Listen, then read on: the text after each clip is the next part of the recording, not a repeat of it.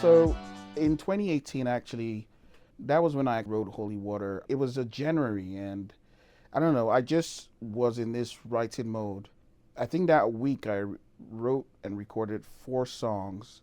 Holy Water happened to be one of those songs. For that particular song, I really wasn't aiming at getting any result. I just wanted to write and express myself, be vulnerable in the best way I could be. And that song came out of nowhere. But for a while, I was reluctant to release it because I felt like I couldn't just release that song the way it was. So I shelved it for a very long time. When I think back, I was just in a moment in time that I just did not want to be influenced by anything. I just wanted to express myself and be my most vulnerable. And it's so funny because the message behind that song resonates to where I am right now. It's something spiritual. I can't really explain it. Like I always say, there are certain moments where the universe just sends you a frequency. Once you tap into that frequency, it flows. And this was something that I tapped into, and it brought out that fruit from me. Sometimes, once you let go of, what people are expecting of you or what people want, and you focus on yourself and try to be the most authentic self, you get the best results, to be honest. And that's how Holy Water came about. I wanted to write in my most vulnerable state, to write a song and record a song that had a lot to do with what I was dealing with internally. Funny enough, how many years later, and now the song is finally coming out, it actually makes a lot of sense that that song came to me when it did, and that I did not release it back then because it just had to be this moment. It had to be right now. I had recorded the song to me playing the piano, so I came up with the actual progression, but I didn't want it to sound just like a typical progression, so I had to play certain loops. I was playing around with like Star Trek, Indiana Jones. I wanted something that can give you that epic feel, but at the same time, it's still a song. So that's how I came up with the piano part.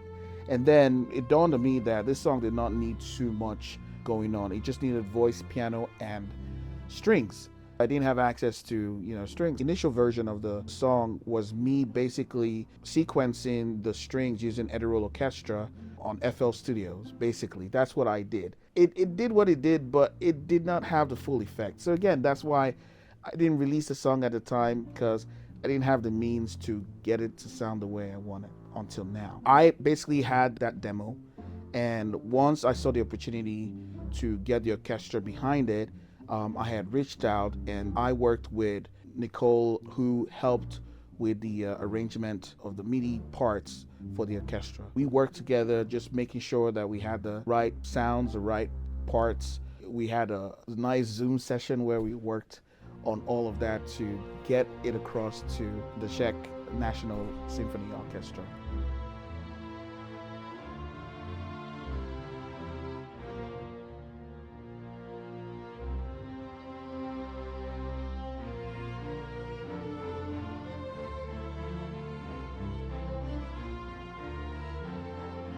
A while back, I think sometime early this year, I had decided that I was going to make this album completely live 100%. And I didn't know where I was going to get all different musicians to record the album live, especially the time having to fly to different places.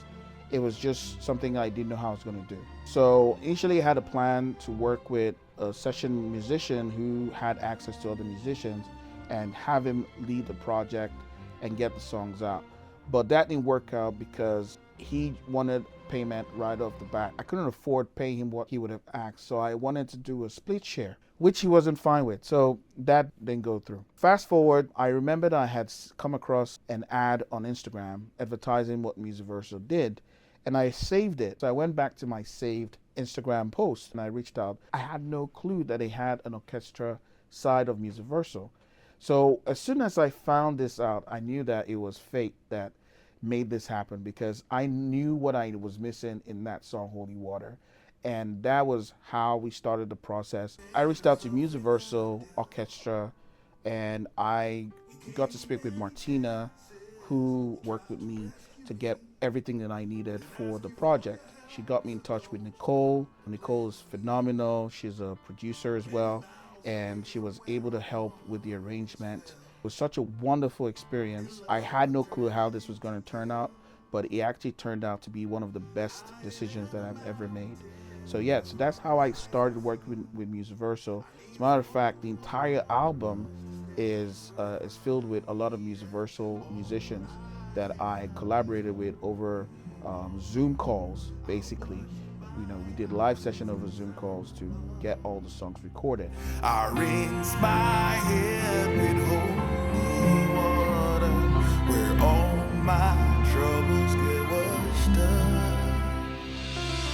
Many lies that contradict my own self, cutting ties, familiarize with angels.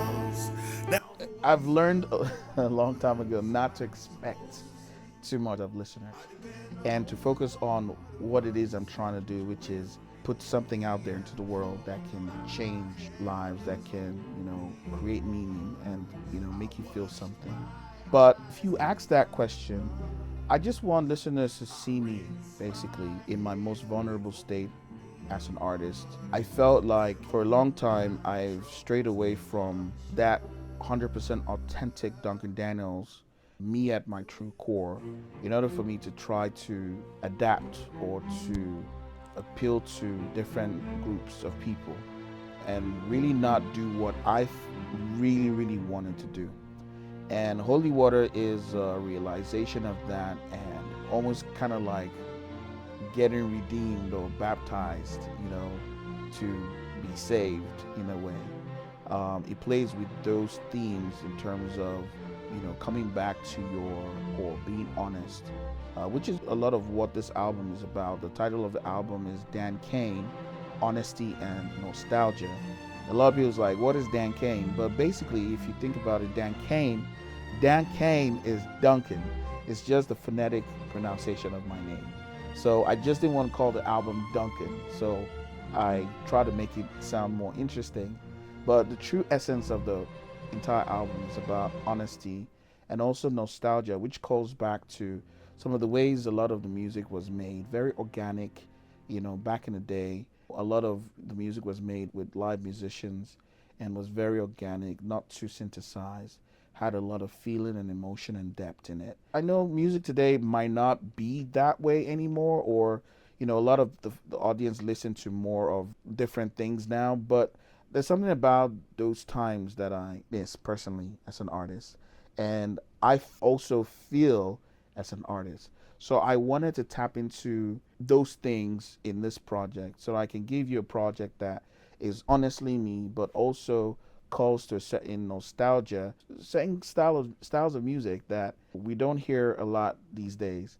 And if you think about it, a lot of those musicians are still going on tours and still selling out shows and still making a living because they made timeless music. So that's also what I was trying to do. I wanted to also create music that will stand the test of time and not just be about 15 minutes of fame. I wanted songs that, even though they may not become popular, but like the people who listen to them and the people that enjoy them and like them, it's going to be meaningful to them, something that they're going to love and cherish for a very long time. That is basically what I hope would happen with with the listeners that listen to this album and to this song in particular.